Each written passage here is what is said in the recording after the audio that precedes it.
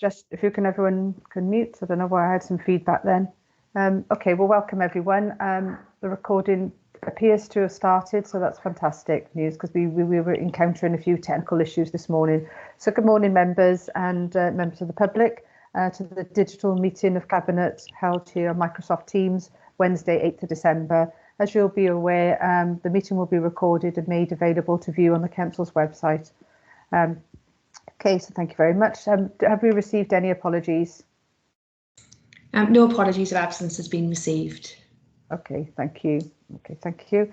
Declarations of interest. Councillors and officers are reminded of their personal responsibility to declare any personal and/or prejudicial interests in respect of any item of business on the agenda in accordance with the Local Government Act 2000, the Council's Constitution and the Code of Conduct for both councillors and officers. Does anyone have anything to declare? I've got technical issues my side, so bear with me everyone if I'm intermittent because I've got a bad network quality this morning. Okay, nothing to declare, thank you. We'll move on to the minutes of the meeting of Cabinet held on the 24th of November. We will go through item just page by page just for accuracy. So thank you, members. Page 1, page 2, page 3, page 4. Are you happy to approve those minutes? Can I have a mover and a seconder for those, please? Move. Yeah, thank you. Second. Thank you very much. And a show of hands, please, to accept those as read. Thank you very much, everyone. On to item agenda number 4, which is to note the Cabinet Forward Work Programme. I'm content with those and they seem to be accurate at this stage. Is everyone happy to note those Forward Work Programme? Can I have a show of hands, please, for those? Thank you very much, everyone. Okay, moving on to item number 5 on the agenda, and that's to receive the Welsh in Education Strategic Plan for 2032. And if I can hand over to Councillor Whiting, please. Yeah, thank you, Leader. This report is the draft Welsh in Education Strategic Plan, also known as the WESP, which covers the period 2022 to 2032. The WESP, which is a statutory requirement, will help the Council by contributing towards the Welsh Government's minimum targets of 26% of all Year 1 learners in Welsh medium by 2032 and of 1 million Welsh speakers by 2050. As I think Cabinet will agree, there are clear benefits that come when learners are equipped with good Welsh language skills, and we want to make sure that over the next 10 years, more learners than ever before have this opportunity. As Cabinet will see from the plan, to meet this target, we will need to take significant high-level actions. These will include the building of a new Welsh medium primary school and expansion of others to create the necessary places. The Council will also need a communications plan to increase the take-up of places, starting with additional opportunity to access Welsh medium early years provision. It will also include expanding our Welsh-speaking workforce. These much-needed developments will be supported by Welsh Government capital funding alongside the 21st Century Schools Band B programme, which will be carefully planned to ensure any impact on English medium schools is minimised. Cabinet will see more detail on the content of the WESP through the report and in the strategy and appendices in this report.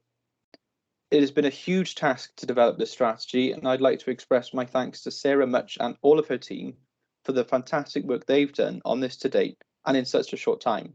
I'd also like to put on record my thanks to the members of the Welsh in Education Forum for their extremely valuable time and input in developing this strategy. The WESP was out for consultation until the 5th of December this year, and this included the Education Scrutiny Committee in November, and the comments made by the Scrutiny Committee are reflected in the report and appendices. If Cabinet agree, the plan will be submitted to Welsh Government by January 2022. The intention will then be for the publication of the plan in summer 2022, following Welsh Government ministerial approval, and implementation from September 2022. I'd like to move the report with the amended wording of the recommendation in place of 3.1 that Cabinet is asked to approve the Welsh in Education Strategic Plan, the WESP, for submission to Welsh Government in January 2022. I believe Sarah Much may wish to come in at this point to give any introduction or perhaps a bit of an overview of the consultation responses. Thank you. Well, not at this point, after it's been moved and seconded. Thank you, Councillor Whiting. And if I could go to Councillor Whitcomb, please. Yes, thank you, Leader. Happy to second this report and welcome Councillor Whiting's introduction to this report. Note the non-detrimental effect on other educational provisions. I'd also like to express thanks to the officer for compiling the report. Thank you, Leader. Thank you ever so much, Councillor Whitcomb, absolutely. If I could go to either Sarah or Kerry now to add some, further comments following the introduction by Councillor Whiting, that would be great. Many thanks. So if I just give you a very brief feedback from the consultation responses. The consultation closed this week on Monday. We had 13 responses. Some of those were electronic through the Microsoft form. Some of them were emailed direct to myself or the early years inbox. 11 broadly were very happy with the content of the report, and really it was more about the detail of how we follow through the actions, how we're going to achieve those ambitious targets.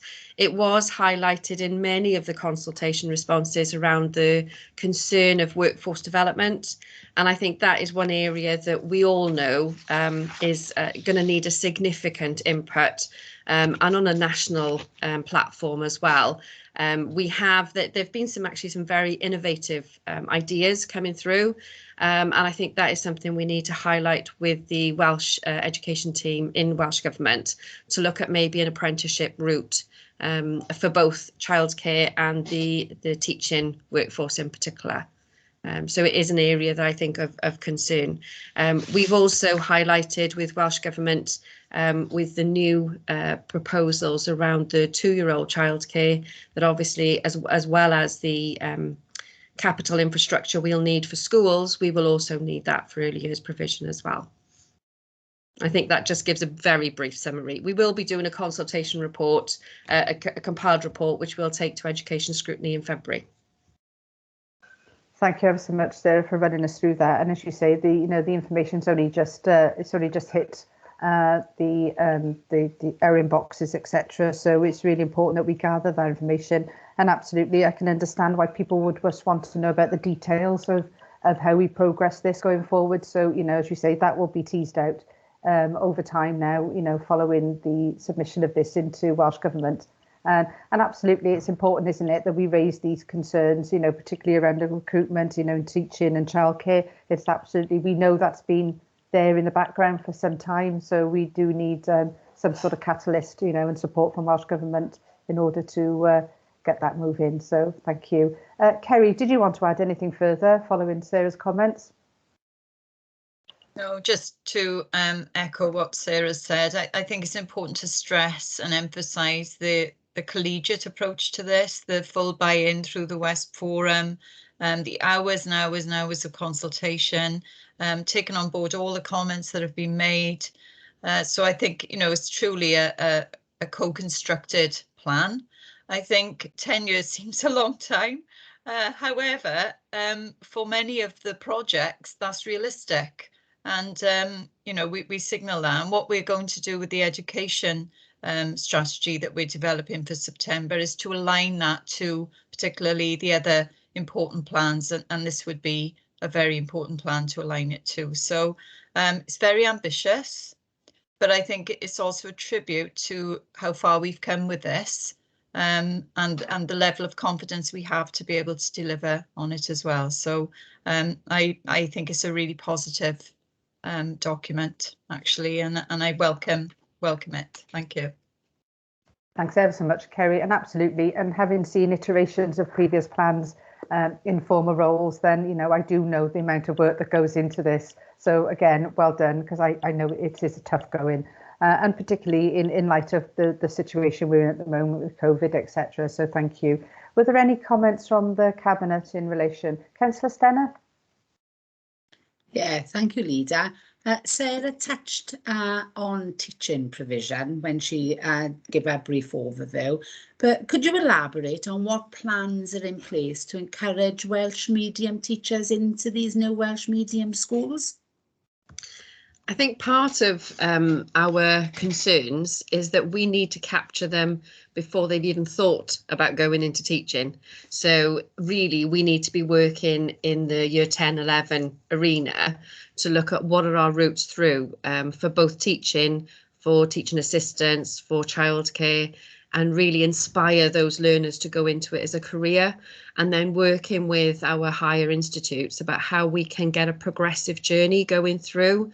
So looking at those vocational qualifications that can be done while they're still in comprehensive in school, and building on that to move through and inspire them to become our future generation teachers. Our schools are very good at capturing the learners and taking them through into sixth form, and I think we need to just build on that and work with them, but it does need a national push as well.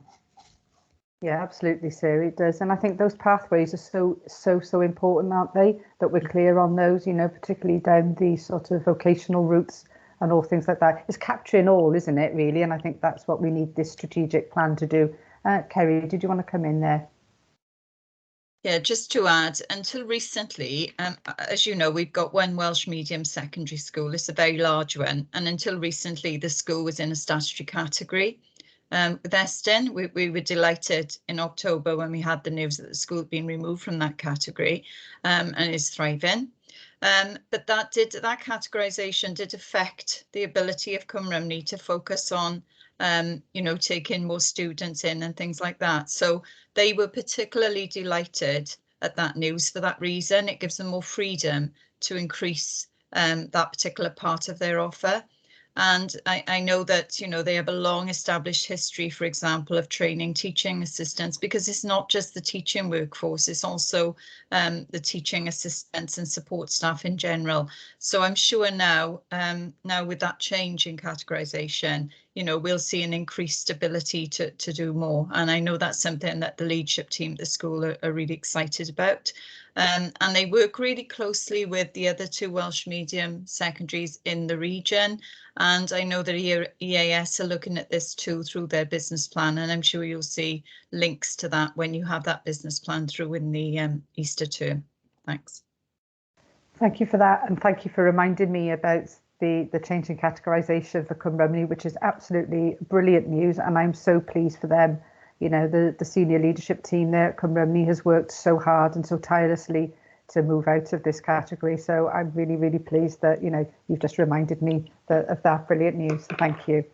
Okay, there are no other indications to come in on that. And thank you both for the overview in terms of the consultation process and where we are to date. So thank you for that. Very happy to be supporting this this report today. So thank you. I think because we've got an issue with forms, we're just going to go to electronic hands up, please, everyone. So if everyone's able to do that, and then we can take the vote. Thank you. I mustn't forget to do it myself.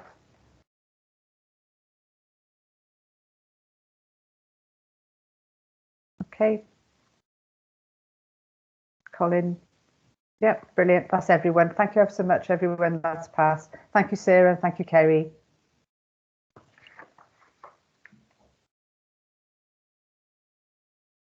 There was one that was delayed. Sorry, that was me. Okay, moving on to the next item on the agenda is the COVID-19 economic recovery framework. If I can hand over to Councillor Stenner, please. Thank you, Leader. This report provides Cabinet with an update on our economic recovery framework, which comprises three distinct phases: the restart phase, the revive phase, and the renew phase. This report focuses on the revive and renew phases following an initial government-led restart phase that delivered financial and employer support at pace in response to the pandemic. In response to the COVID-19 pandemic, the Council prepared a framework for recovery which aims to support the Council and the wider County Borough to recover. The economic recovery framework delivering prosperity after COVID has been prepared to deliver our strategic objective of supporting business. The report shows that Welsh Government emergency financial support effectively ended during August 2021, and their response has now moved to the growth phase, for which the economic recovery framework will complement based on key objectives which are listed in paragraph 2.2 of the report. I would like to draw Cabinet's attention to the fact that over £55 million of emergency phase business support was distributed on behalf of Welsh Government.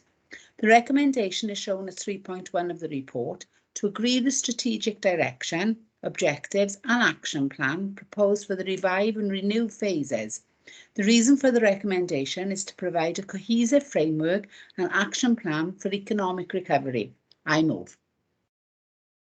Thank you, Councillor Stenner. If I could go to Councillor Cook, please. Yeah, thank you, Leader. I'm very happy to second this report. The Council, in partnership with the Welsh Government, have been at the forefront of responding to the needs of local businesses as both COVID and Brexit have unfolded. There's a pressing need to support the local economy, and in order to do this, renewed strategic approach is required to address this period of economic turbulence and lay the ground to enable the borough to build back better. I also want to thank officers for all their hard work supporting businesses during this period. Thank you, Leader. Thank you ever so much, Councillor Cook.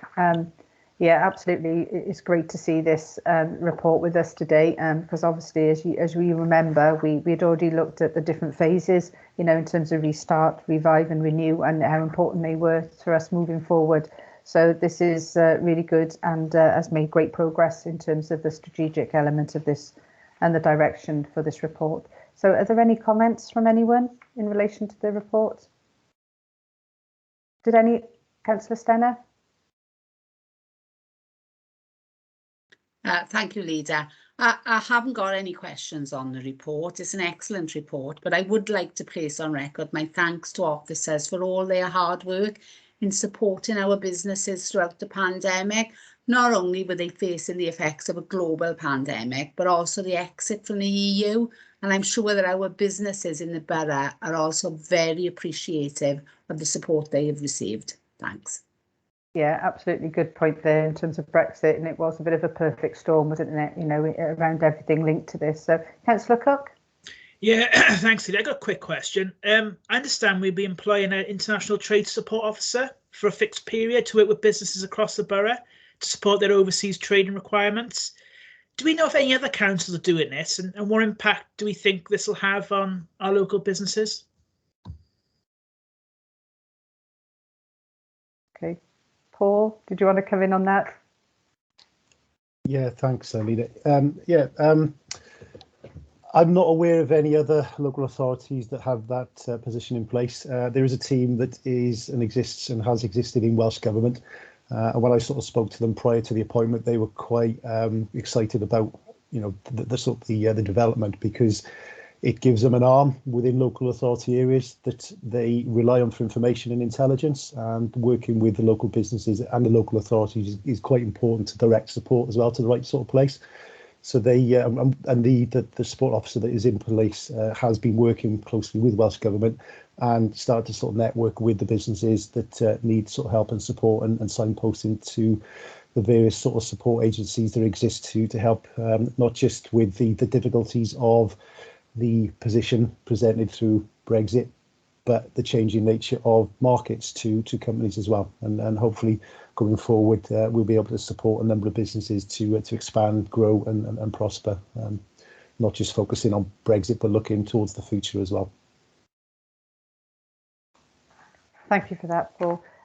Did any other officers want to come in and just comment any further on the report generally? If there was anything further that needed to be added, or just to raise awareness of? I take that as a no. Oh, Paul again. Sorry, one thing I think it should be worth mentioning is the recent announcement of funding for local authorities that Welsh Government have put in place, which is a sort of development grant, which also emphasises the movement towards sort of growth, but it also underlines the importance of local authorities in delivering and supporting Welsh Government policy aims and objectives as well. That has only just gone live recently, so we've got an allocation of around about £1.5 million, which is a 50-50 match funding grant, which I think already we put some messaging out there, and we've got around about 80 to 90 applications and interested companies. So hopefully that money's got to be committed by March 2022, but we're in a good place to make some commitments. thank you, Paul, very much for that update on the most recent development grants. I think it's really good, worthwhile noting, and I think what this signifies to me is that working in partnership with Welsh Government and how well it has worked, for us progressing, our economic recovery. So thank you for that. Paul, your hand is still up. Oh, it's gone now. That's okay. Mark Williams, did you want to come in and add anything further?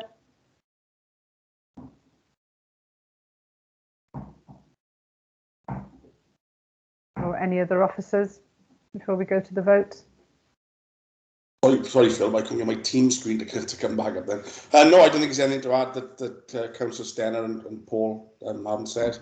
It's very much we've had the sort of immediate phase.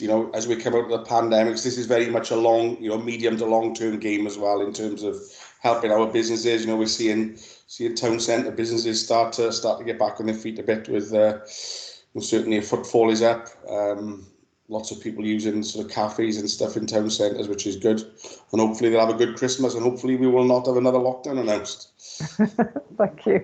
Yeah, thanks, Mark. Absolutely. And for me, I suppose, just seeing the last two versions of the master plans coming through now as well is really exciting, because it means we've had the whole borough has been covered then in terms of master plans, and how we hope to, drive that local economic growth is really, really, really important to us. So it's just great to see this report today. And again, I want to put on record my thanks to officers for the great work that's gone into preparing this report for us today.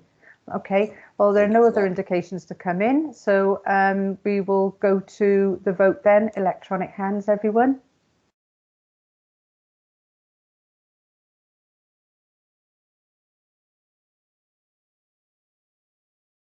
Okay, brilliant. That's excellent. Thanks ever so much. And that's passed again. And, thanks to everyone involved in the preparation of this report. Okay, the next item is the council tax base. And if I can return to Councillor Stenner. Thank you again, Leader. The purpose of the report before us today is for Cabinet to agree the calculation of the council tax base for the 2022-2023 financial year. The council tax base is the amount required by the Local Government Finance Act 1992 to be used in the calculation of council tax. The base for discountable chargeable dwellings expressed at Band D has been calculated 62,628.42 for 2022-23. The in-year collection rate for council tax has been maintained at between 96% and 97% prior to the outbreak of the COVID pandemic. Last year, it was 94.5%, and this was representative across all of the 22 Welsh authorities, who all reported a lower in-year collection rate due to the impact of the pandemic. Cabinet should note that this authority actively pursues all council tax arrears, which results in the collection rate of 97.5% being regularly exceeded over time. However, the pandemic has impacted on the number of defaulters being summoned to magistrate courts due to restrictions. As the collection rate is regularly exceeded over time, it is proposed that the budgeted collection rate be maintained at 97.50% for 2022-23. The council tax base for 2022-23 equates to 61,062.71. Cabinet advised that increases in Band D equivalents can result in a reduced revenue support grant when the final settlement is announced later this year. The recommendations are shown at 3.1 of the report, that the council tax collection rate is maintained at 97.50% for the 2022-23 financial year, and the council tax base for 2022-23 be 61,062.71. with the council tax base for each community council area being outlined in paragraph 5.6 of the report. I move. Thank you ever so much, Councillor Stenner. If I can go to Councillor George, please. Thank you, Leader. Yes, I'm more than happy to second the report. Thank you. Thank you very much. Okay. Steve Harris, would you like to come in and add anything further to the introduction? Just briefly, Leader, to reiterate, obviously, that the pandemic has presented many challenges in terms of collecting council tax. However, we do pursue arrears, as it says in the report, so we are going to maintain the collection rate at 97.5%. But of course, that hasn't been helped by the fact that we're not able to secure court hearings, etc., albeit that process is now back in place. Just to reiterate as well that the return that's appended to the report has been submitted to the Welsh Government, and the data submitted by all local authorities will form an important part of the provisional settlement announcement, which, as we all know, is on the 21st of December, and we await with bated breath. Thank you, Leader. Thank you very much. Thank you for that, Steve. Okay, I mean, this is quite straightforward, and this is something we do this time every year. So if there are no further questions on that, and if everyone's satisfied to go to the vote, we can go to electronic hands now, everyone.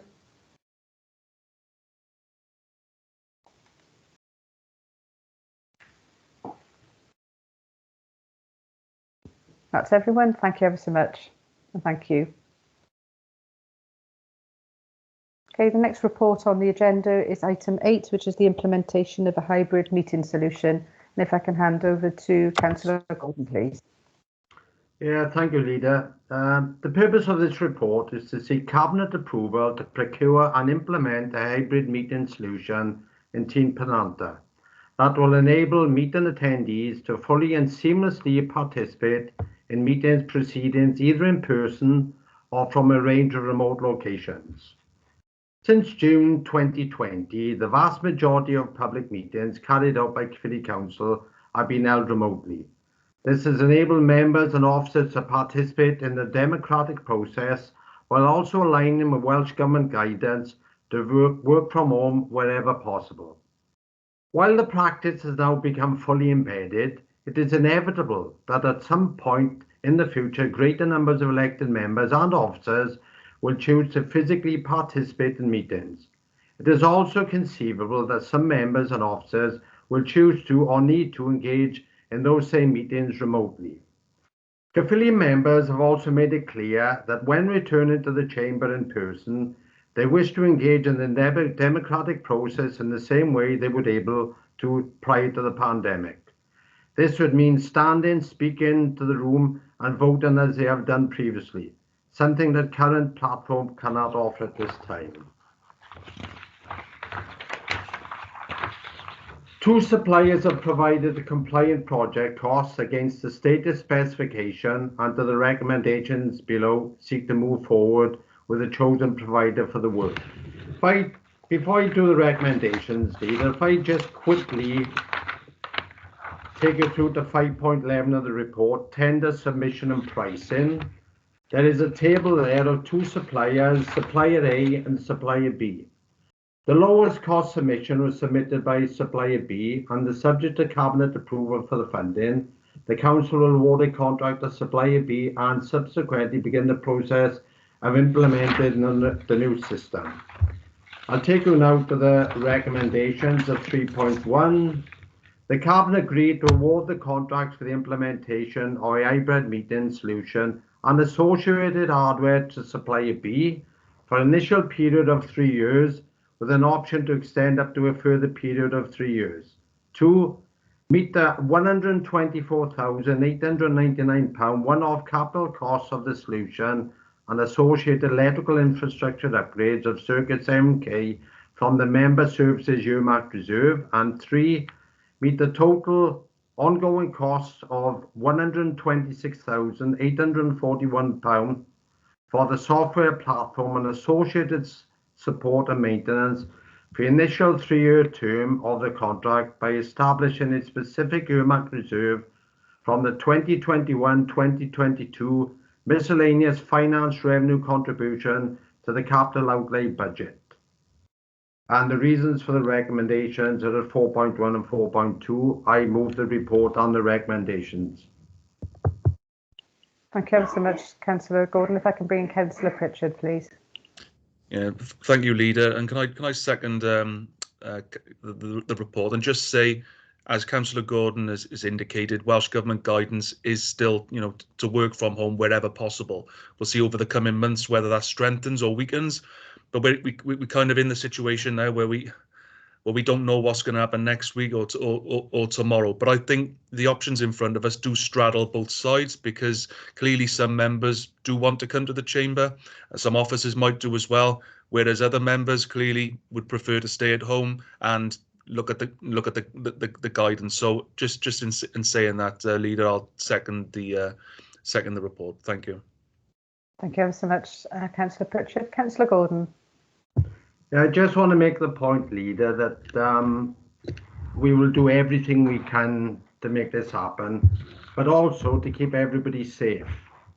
We're still in the middle of a pandemic. COVID has gone nowhere, and COVID is likely to go nowhere in the near future. So whatever we do, we will make sure that everybody is safe. But like I said, we recognise that there are some members who want to get back into the chamber and have face-to-face meetings.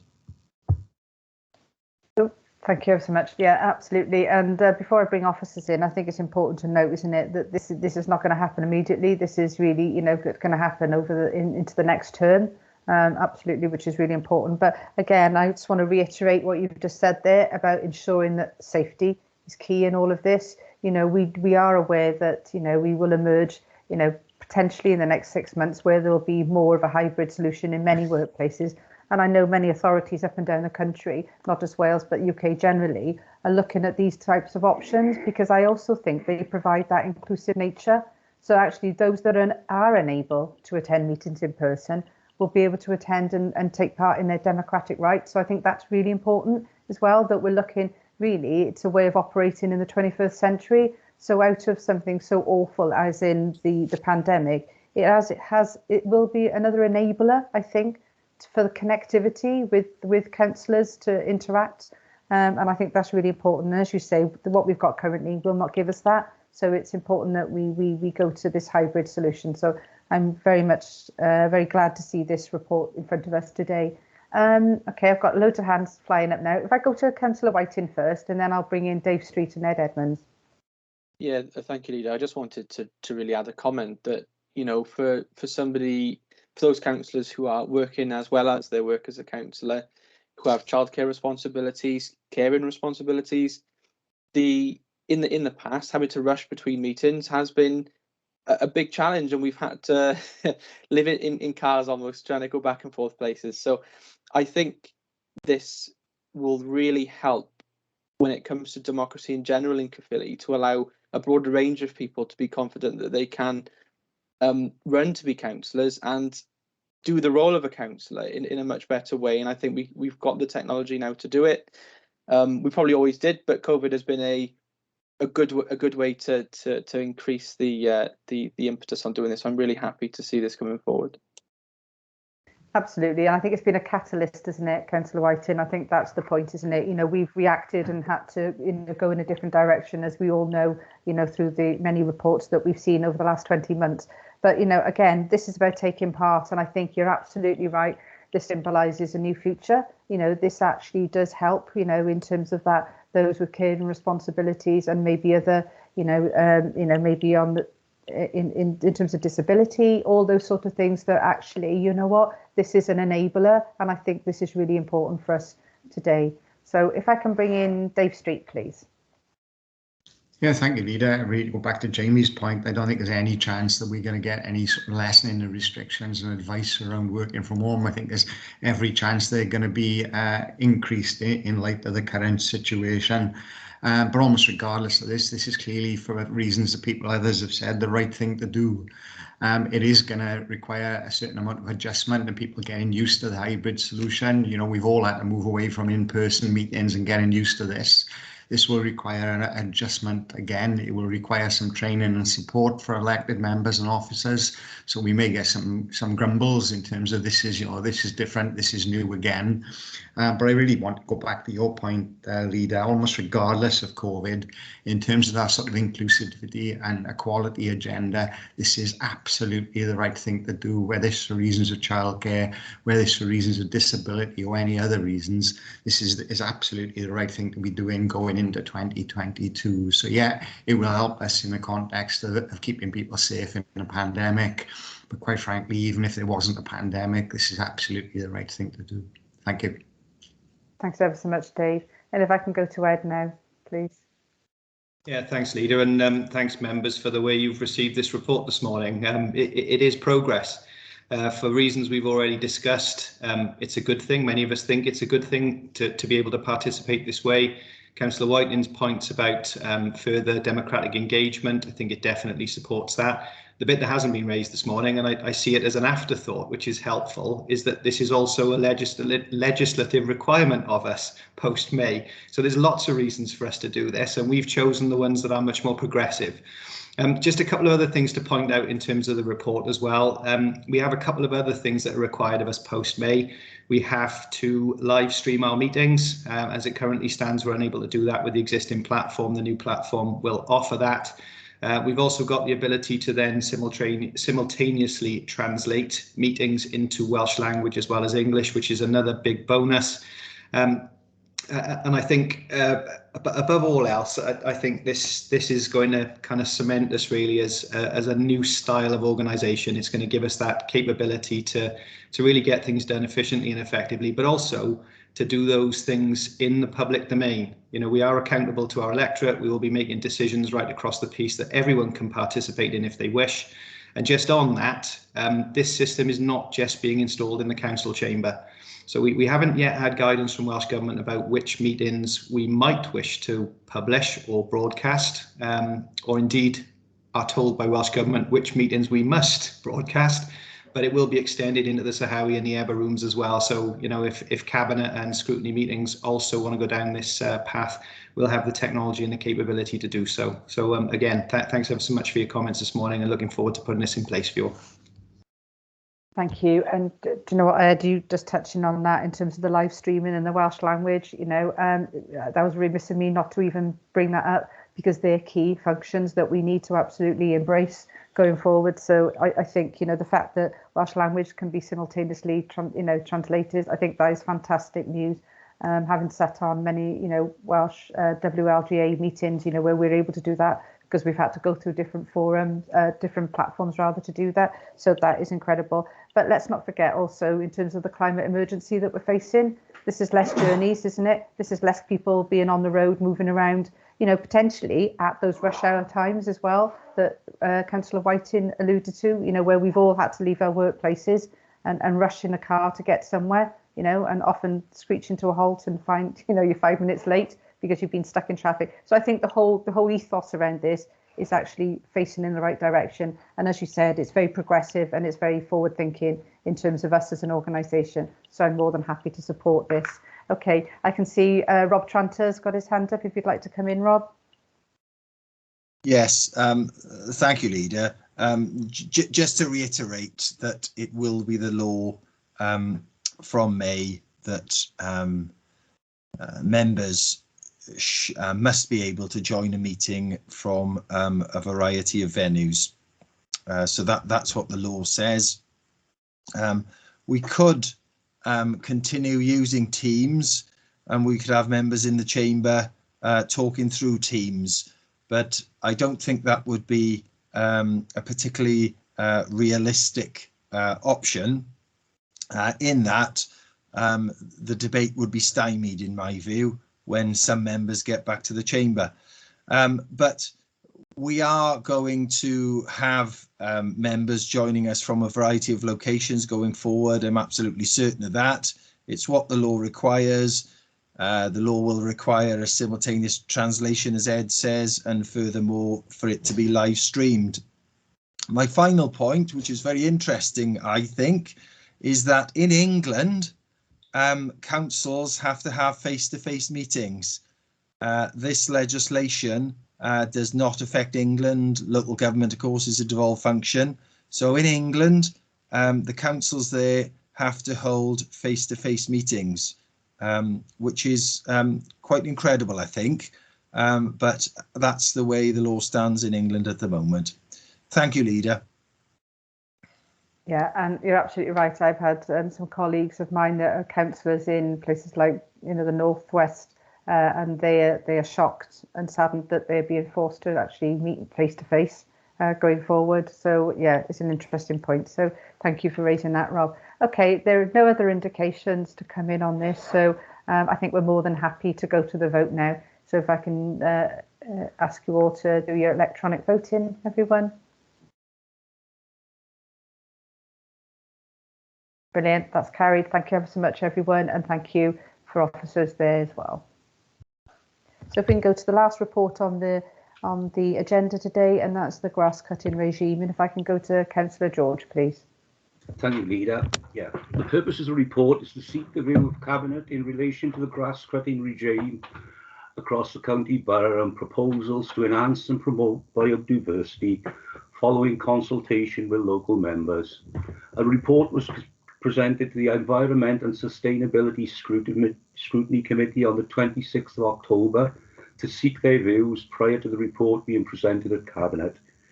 In summary, members will recall that the national lockdown was imposed on March 2020. This required councils to reshape and transform. Almost